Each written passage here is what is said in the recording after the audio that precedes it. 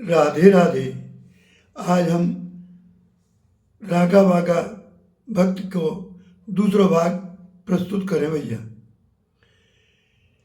भक्ति भक्त भगवंत गुरु चतुर नाम बपुए, इनके पद बंदन किए नाशे विघ्न अनेक।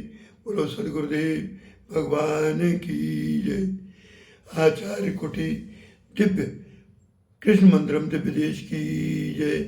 सदगुरुदेव के श्री चरणों में दास को कोटि कोटि वंदन।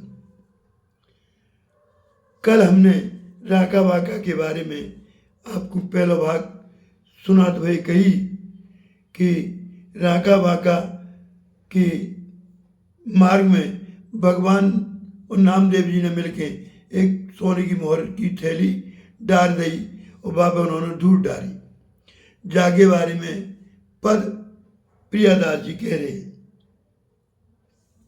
अरे आए तो तियापति पाछे बधु आगे स्वामी, और चकही मग माज संपत्ति निहारी है।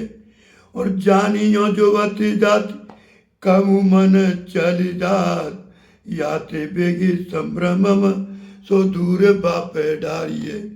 और पूछी अजू कहा कियो भूमि में निहार तुम, कही बही बात बोली धनऊ बिचारिये।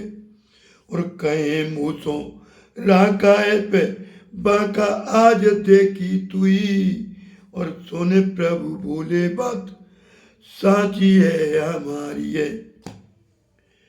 तो भैया ये बात भगवान की भगवान ने कही देख ली, इनकी साची साची बात। अब जामे एक कारण है भैया, जामे पीछे बधु आगे स्वामी। जहाँ से ये बात जनाई गई है आजकल की भारतीय संस्कृति में कि पति पत्नी आगे पीछे अलग अलग चलना चाहिए। दो कारण, पहलो संग संग चलवे पे कछु वार्तालाप तो हो ही होएगो, जहाँ से भजन में विघ्न पड़े, और अलग अलग चलवे चल रहे हैं जागे। और दूसरो लोक लज्जा विचार के, समाज के शील संकोच लज्जावश बांका जी पति राका जी से दब के पीछे पीछे चलो कर रही हैं। यही हमारी प्राचीन संस्कृति है। पति पत्नी को खुले बाजार में निर्लज्जता पूर्वक हाथ में हाथ मिला के चलवो आधुनिक पाश्चात्य सभ्यता को प्रभाव है भैया। अब आखिरी लाइन में आइए, धनऊ विचारिये भाव का है, विवेक को उदय है विपे, धन आदि में महत्व बुद्धि न रह जावे। ज्ञानी के ताई मिट्टी को ढेला और पत्थर और सोनो एक समान हुए। गीता के 14वें अध्याय को 24वां श्लोक भगवान श्री कृष्ण कह रहे हैं, सम दुख सुख स्वस्थ समलोष्टस्म कांचन, और तुल्य प्रिया अप्रियो धीरस तुल्य निंदात संस्तुति। विवेकवान त्रिगुणातीत पुरुष निरंतर आत्मभाव में स्थित रहे व्यवहारो, दुख सुख में समान समझ व्यवहारो, मिट्टी पत्थर सोने में समान भाव वालो, प्रिय अप्रिय को बराबर समझ वालो, परम धैर्यवान अपनी और निंदा स्तुति में समान भाव वालो होवे।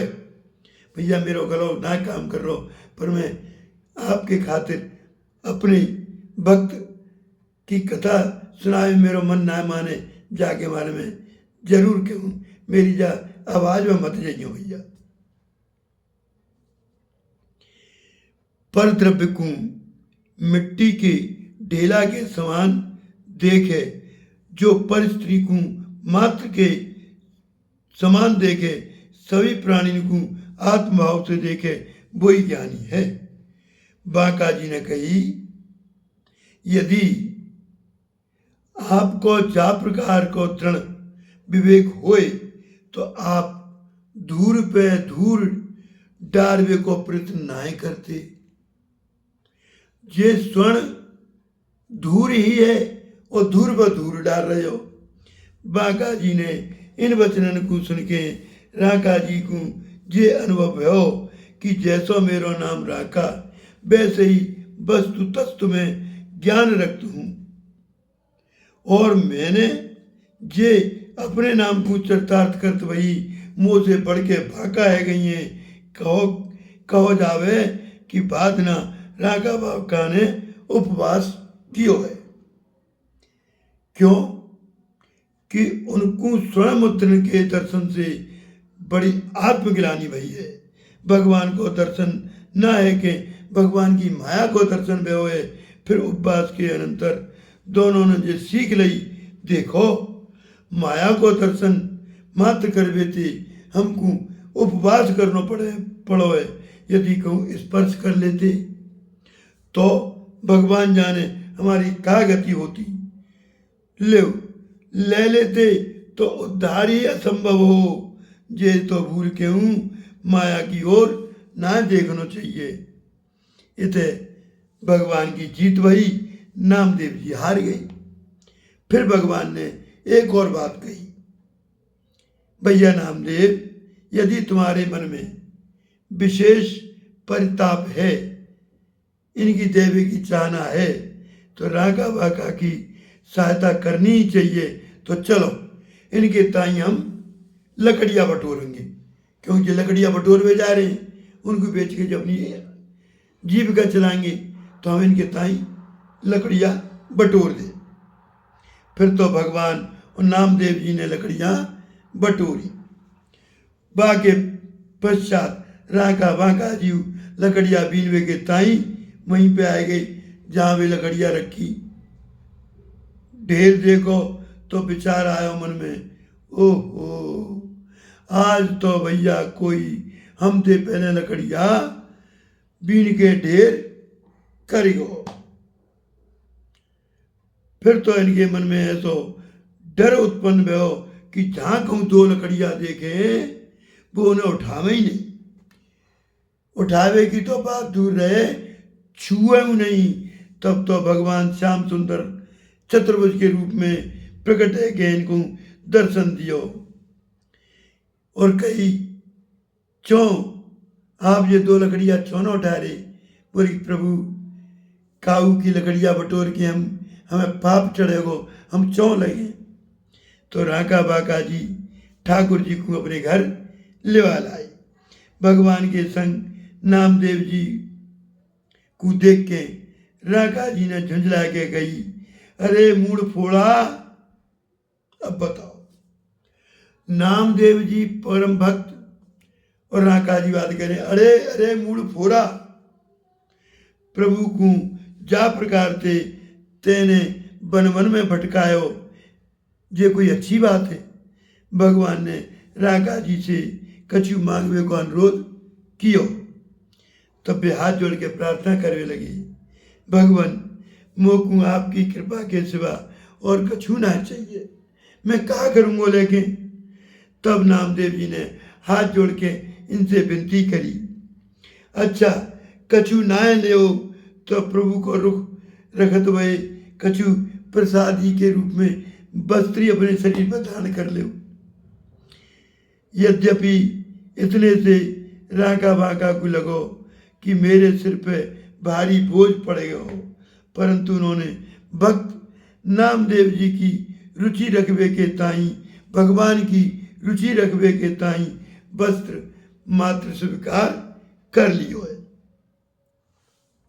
अरे नामदेव हारे हरि देव कई और बात, जो पे दागात चलो लकरी सकेरिए और आए दो बीन बेकू देखी एक ठोरी ढेरी, देव मिली पावे तव हाथ नाहे छेरिए, और तब तो प्रगट श्याम लाए जो लेवाए घर, और देखी मून फोरो कहो ऐसे प्रभु फेरिए, और बेनती करत कर जोरी अंग पट डारो, और भारो बोझ पर्यो लियो चीर मात्र हेरिए। राका जी ने अपनी पत्नी से यहाँ पे कहिए व्याख्या में कि हे भगवान, आज तो जे जंगल में कोई हमसे ज्यादा दरिद्री आ गए हुए, जो कि असंतोषी जंगल में लकड़ियाँ बटोर में आए हुए, वो जहाँ तहाँ ये लकड़ियाँ ले गए हुए गो रही सही जंगल की लकड़ी बटोर के रख गए हुए। ये सुन के भगवान ने मुस्कुरा के नामदेव जी से कही, कहो देख लई राका बांका ने लकड़ियाँ उनाए लई, जहाँ से हम लोगों उनको परिश्रम बेकार चलो गयो, उल्टे दरिद्री और खाए, कंगाल और खाए, असंतोषी और बने। सच कहिए लोभी कूं तो छोटो बड़ो दिखाई दे, और असंतोषी कूं बड़ो छोटो दिखाई दे। घर घर ढोलत भी नए, जन जन जाचत जाय, जिये लोभ चसमा चखनि, लगऊ बड़ो लखाई। नामदेव को नाम मूल फोरा रखो, क्यों? नामदेव जी कूंजे नाम राका जी की बेटी को रखो बे हुए। जाको प्रसंग हम कल सुनाएंगे, क्यों रखो, और कल की बहुत अच्छी कथा तीसरे भाग में सुनावे। आज की कथा को हम यहीं विराम देवे। श्रीमन नारायण भजमन नारायण, श्रीमन नारायण नारायण नारायण भज नारायण, श्रीमन नारायण भजमन नारायण नारायण नारायण। गोविंद मेरो गोपाल मेरो, श्री राधा रमण नंद लाल मेरो। ऐसा करो ना, काम करो तो जाके मारे। आज की कथा को हम यहीं विराम देवे। कल की कथा तीसरे भाग में आपको सुनावेंगे। जहाँ में जो गलती हैगी होई बाकू माफ करियो भैया, चाकू मन लगा के देखियो। राका बाका की कथा बहुत अच्छी है। आगे तीसरे भाग में अति सुंदर कथा आवेगी, देखियो भैया। राधे राधे।